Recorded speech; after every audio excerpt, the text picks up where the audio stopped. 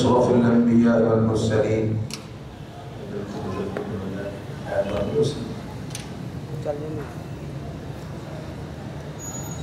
اللہ سبحانہ و تعالیٰ نے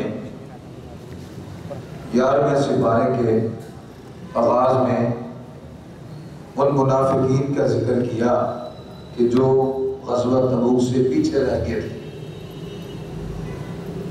اور انہوں نے طرح طرح کے عذر اور بہانے پیش کیے. تو اللہ تعالیٰ نے کل جو 10ویں پارے کا میں نے آپ کو یہ بتایا تھا، آخری جو پاؤ ہے، ربع ہے، اس میں بھی ان منافقین کا ہی ذکر ہے. اور 11ویں سپارے کا جو آغاز ہو رہا ہے، اس سپارے کے آغاز میں بھی اللہ تعالیٰ نے ان کا ہی ذکر کیا ہے. يَعْتَذِرُونَ إِلَيْكُمْ إِذَا رَجَعْتُمْ إِلَيْهِمْ قُلْ لَا تَعْتَذِرُوا لَن نُّؤْمِنَ لَكُمْ قَدْ نَبَّأَنَا اللَّهُ مِنْ أَخْبَارِكُمْ. اللہ تعالیٰ نے نبی صلی اللہ علیہ وسلم جب آپ تبوک سے واپس لوٹیں گے، ان کے پاس آئیں گے، تو یہ آپ کے سامنے طرح طرح کے بہانے اور عذر پیش کریں گے. تو آپ فرما دیجئے لا تعتذروا لن نؤمن لكم، اب تمہیں عذر پیش کرنے کی کیا ضرورت ہے، اور ہم تم پر اعتماد اور تم پر یقین بھی کرتے ہیں. کیوں؟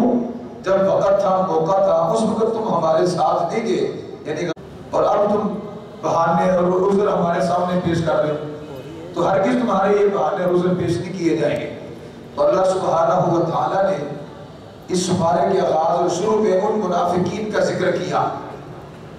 اس سے جو اگلا رکوع ہے، اس میں اللہ تعالیٰ نے صحابہ اکرام رضوان اللہ علیہم اجمعین کا ذکر فرمایا اور ان کی 3 کیٹیگریاں، 3 درجات بیان کیے.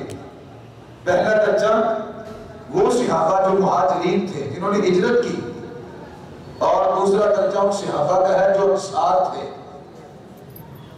اور تیسرا درجہ ان لوگوں کا جنہوں نے ان مہاجرین اور انصار صحابہ کی پیروی کی. والذین اتبعوہم بإحسان رضی اللہ عنہم ورضوا عنہ. اللہ تعالیٰ نے ان تینوں قسم کے گروہوں کے لیے یہ فرما دیا اللہ ان سب پر راضی ہے اور یہ اپنے رب پر راضی ہے. یہ اللہ تعالیٰ کی طرف سے ایک بہت بڑا انعام ہے کہ جن کے بارے میں اللہ تعالیٰ یہ فرما دے کہ میں ان پر راضی ہوں.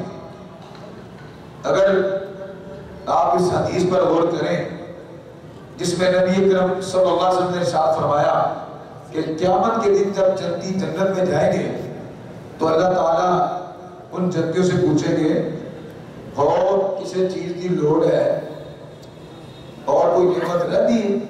وہ کہیں گے یا اللہ تو نے تو ہم پر نعمتوں کی بارش کر دی ہے، اب کس نعمت کی ہمیں ضرورت ہے؟ تو اللہ تعالیٰ فرمائیں گے، رسول اللہ صلی اللہ علیہ وسلم نے فرمایا ایک نعمت ابھی جنت کی باقی ہے. وہ جنتی پوچھیں گے یا اللہ وہ کون سی؟ اللہ فرمائیں گے آج کے بعد میں تم پر راضی ہوں، کبھی ناراض نہیں ہوگا. یہ جنت کی جو نعمت ہے یہ سب سے آخر والی نعمت. اللہ اعلان فرمائیں گے جنتیوں آج کے بعد میں تم پر راضی ہوں. اور یہ اعلان کب ہوگا؟ جب جنتی جنت میں جائیں گے. لیکن آپ صحابہ اکرام کی عظمت کا اندازہ اس بات سے لگا سکتے ہیں کہ وہ بھی زندہ ہیں اور دنیا میں ہیں، اور اللہ تعالیٰ نے ان کے لیے یہ خوشخبری سنا دی رضی اللہ عنہم ورضوا عنہ، ان پر اللہ دنیا میں راضی ہو گئے.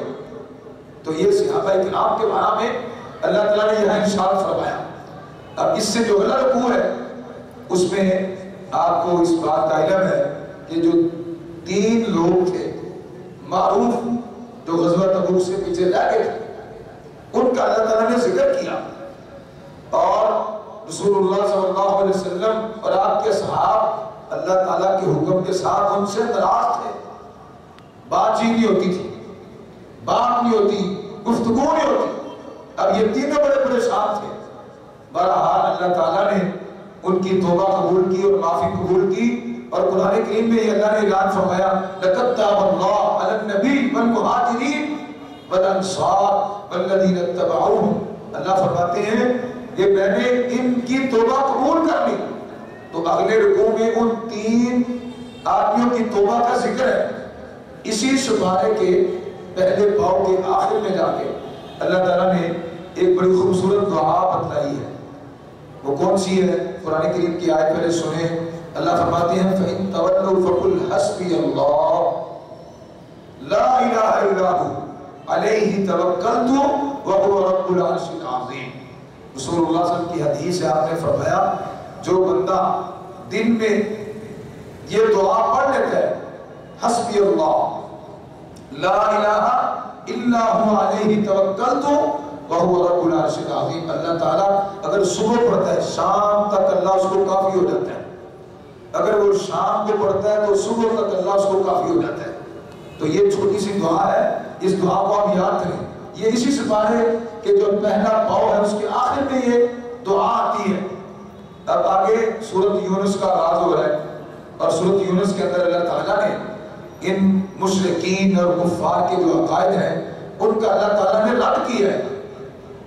اور یہ وہ سپارہ ہے کہ جس میں اللہ تعالیٰ نے اپنی ذات کا تعارف کروایا.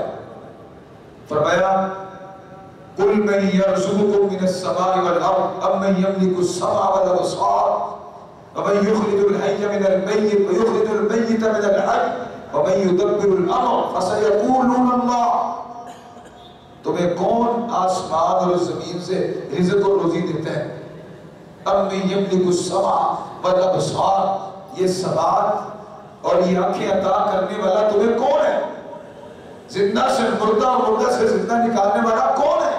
میں یدبر الامر، یہ تمام قسم کے جو اختیارات ہیں وہ کس کے قبضہ قدرت میں؟ اللہ کے. فسیقولون اللہ، اے میرے نبی صلی اللہ علیہ وسلم فرما دیجئے صرف اللہ ہی ہے. تو گویا ایک مسلمان کا یہ عقیدہ ہونا چاہیے کہ ان سب چیزوں کا اختیار صرف میرے اکیلے اللہ کے پاس ہے. فذالکم اللہ ربکم الحق فماذا بعد الحق الا الضلال فأنا تصرفون. یہ بات حق ہے اور سچ ہے.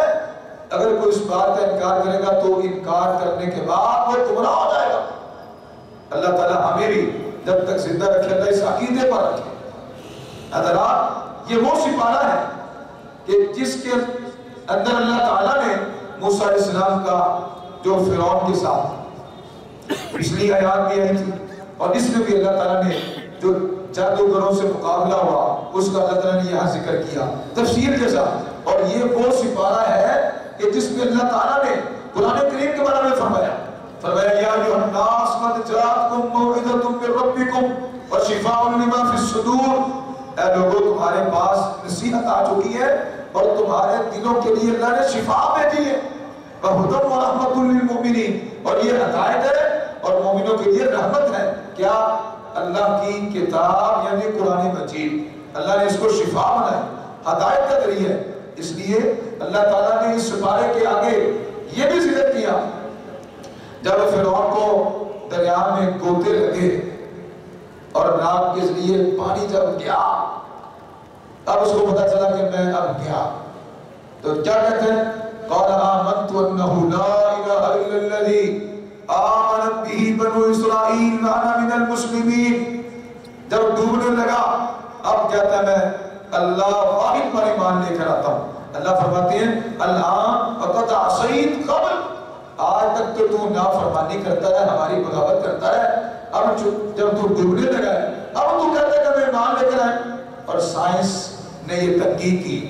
جب فرعون کی لاش سمندر سے باہر آئی سائنس نے یہ تحقیق کی اس کے ناک کے اوپر مچھلی نے کاٹا ہوا تھا. فرعون کی لاش کے اوپر یہ جو ناک ہے اس کے اوپر اس نے کاٹا ہوا تھا اور فرعون کی لاش کے اوپر سمندری ریت جمی ہوئی تھی. یہ سائنس نے تحقیق کی اور یہ بتایا کہ یہ وہی فرعون ہے جو موسیٰ علیہ السلام اور قوم کے پیچھے لگا تھا اور اللہ تعالیٰ نے اس کو دریا میں ڈبو دیا. یہ نہ کہ یہ فرعون وہ نہیں تھا کوئی اور تھا، یعنی اللہ تعالیٰ نے اس کی علامتیں بھی ظاہر کر دی. تو اس کو اللہ تعالیٰ نے دریا میں ڈبویا، گوتے دیے اور اللہ تعالیٰ نے اس بارے میں اس کا ذکر کیا. آخر میں جا کے اللہ تعالیٰ نے عقیدہ توحید کے اوپر اس بارے کو ختم کیا. فرمایا فَمَنِ اهْتَدَىٰ فَإِنَّمَا يَهْتَدِي لِنَفْسِهِ وَمَنْ ضَلَّ فَإِنَّمَا يَضِلُّ عَلَيْهَا وما انا علیکم بوکیل واتبع ما یوحی الیک واصبر حتی یحکم اللہ وہو خیر الحاکمین۔ اللہ فرماتے ہیں میں ہوں جس کو میں ہدایت دوں اور میں ہی ہوں کہ جس کو میں گمراہ کروں۔ میرے علاوہ کوئی ہدایت دینے والا نہیں ہے اور میرے علاوہ کسی کو گمراہ کرنے والا نہیں ہے۔ اس آیت میں جا کے اللہ تعالیٰ نے اس سپارے کا اختتام کیا تو اس سے پتہ یہ چلتا ہے کہ تمام قسم کے جو اختیارات ہیں وہ صرف اللہ ذوالجلال والاکرام کے پاس ہیں۔ اس سے آگے انشاءاللہ 12واں جو سپارہ ہے وما من دابہ اس کا اللہ کی توفیق سے آغاز ہوگا۔ کل کے درس میں انشاءاللہ اس کی تفصیل ہم بیان کریں گے۔ دعا ہے کہ اللہ تعالیٰ جو سنا کہا اس پر عمل کرنے کے اللہ توفیق نصیب فرمائے۔ وآخر دعوایا الحمدللہ رب العالمین۔